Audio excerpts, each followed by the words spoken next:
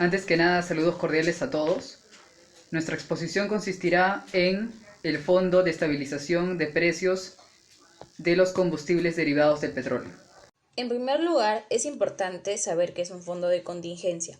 Este es empleado en los progresos de los diversos presupuestos generales del Estado, el cual nos permitirá poder referirnos al monto de dinero que tiene como provisión para ser utilizado en los acontecimientos imprevistos en los presupuestos, previniendo que la programación financiera corra riesgo alguno. Como se mencionó anteriormente, es importante contar con dicho fondo, ya que la cantidad de dinero que se tendrá podrá ser utilizada para poder asumir diversos gastos si es que el precio del petróleo disminuye.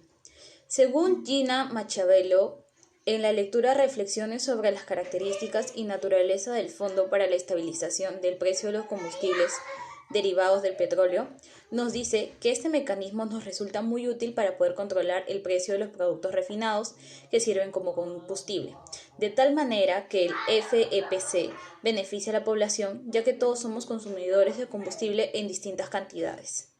Es importante que todas las empresas deban contar con un fondo en contingencia. En el caso del petróleo, son inversiones que se realizan de una gran suma de dinero. Nuestro país importa petróleo y diversos derivados. El petróleo es un producto que se evalúa a nivel mundial. Su precio es administrado de acuerdo a la bolsa de valores. En nuestra actualidad, el petróleo se encuentra a un precio sumamente bajo debido a la pandemia que se viene suscitando en nuestro país. De tal manera que llegó a tener un costo de cero, ya que no había un consumo por las diversas personas. Además, los lugares donde este es administrado tiene un gran costo. Es por ello que se llegó a ofrecer petróleo gratis a la población antes de que los dueños del petróleo pierdan una gran suma de dinero. Bueno, ahora vamos a hablar sobre las ventajas comparativas, que es un fundamento básico para el comercio internacional. Esto fue creado por el economista David Richard, donde nos señala que una empresa debe enfocarse en su bien más eficaz. Y del mismo modo, los bienes que no son tan eficaces también importarlos, pero a un costo menor, lo que esto sacará una ventaja y será llamado costo de oportunidad.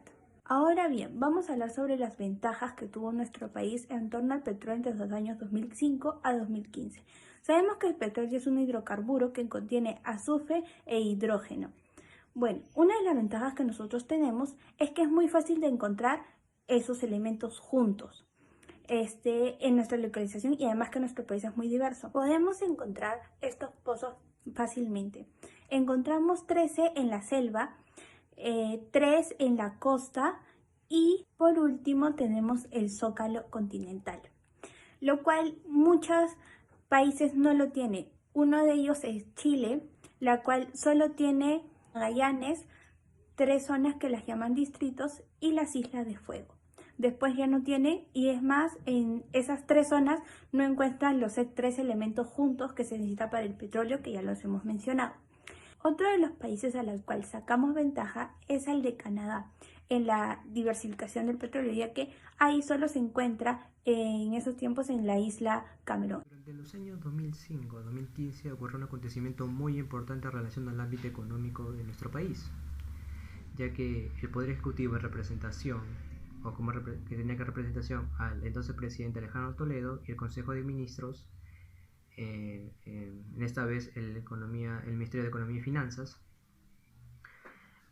promulgaron o dictaron un decreto de urgencia, el decreto 010 de 2004, que entró en vigencia cuando fue publicado un día después, el 15 de septiembre, en el Diario del Peruano, para la creación de un fondo de estabilización de precios de combustible y derivados del petróleo.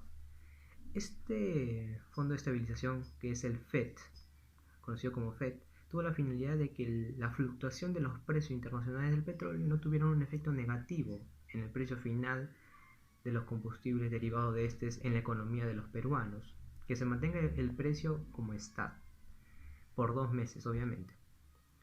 Asimismo, este hecho ocurrido durante este periodo 2004 también se caracterizó por el último trimestre, donde ya estaba vigente el decreto de urgencia del FED, de que la inflación no era muy alta, no era particularmente alta, sino que se encontraba dentro del rango de meta establecido, que era por el límite, que era 3.5, y nuestra inflación durante el año 2004 era de 3.48, dentro del rango establecido.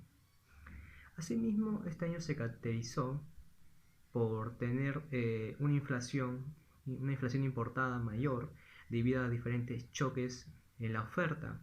Esto por diversos motivos, acontecimientos sociales, como que empresas rusas como la Oligkop tenía diversos problemas con el gobierno ruso, por problemas sociales en Nigeria, de donde los rebeldes amenazaban con destruir yacimientos, y con acontecimientos como el referéndum revocatorio en Venezuela para sacar a Hugo Chávez, que causaron incertidumbre y dudas, y que aumentaron la inflación importada durante el año 2004, que posteriormente, dentro de esos años, en el 2007, el precio del petróleo se comenzó a desequilibrar, llegando hasta costar más de $59 por barril.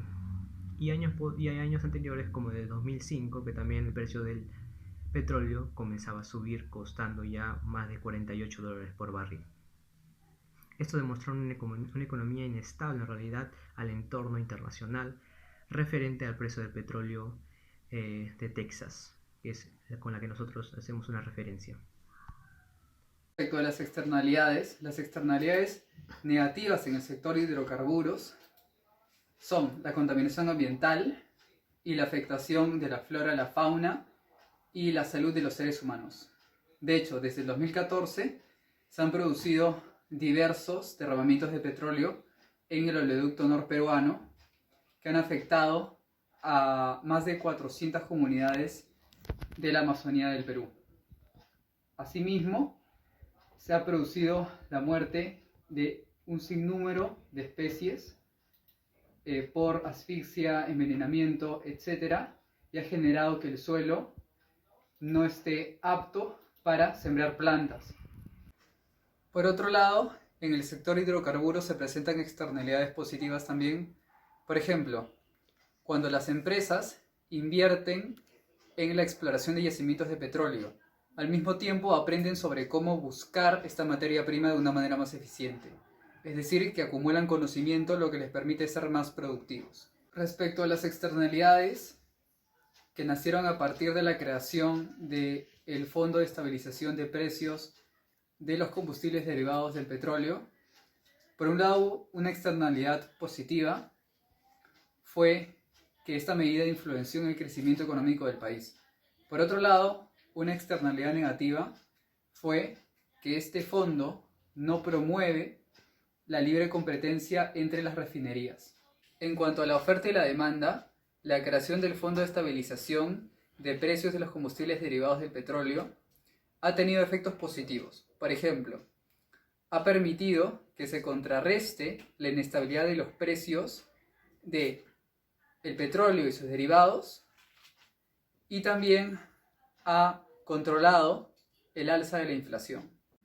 Asimismo, según el artículo 77 de la Ley Orgánica de Hidrocarburos, los precios del petróleo y sus derivados se rigen por la oferta y la demanda.